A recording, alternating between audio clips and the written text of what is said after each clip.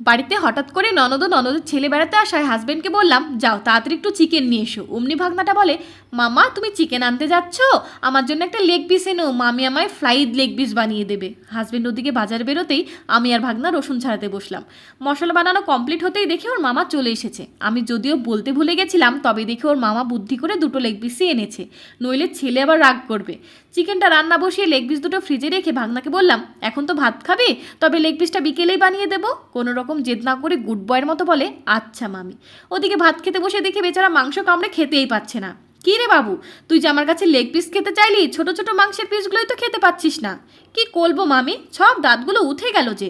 মামি তবে কি তুমি আমায় লেগ পিস ফ্রাই করলে দেবে না? কেন দেবো না, গিয়ে চুপটি করে ঘুমিয়ে পড়, আমি দেখছি কি করা যায়। সব কিছু মাথায় রেখে বিকেলে এক নতুন পদ্ধতিতে মাংস সেদ্ধ করে আলু দিয়ে নরম করে ফ্রাইড লেগ পিস বানিয়ে ভাগনাকে দিতেই, ও মামি এত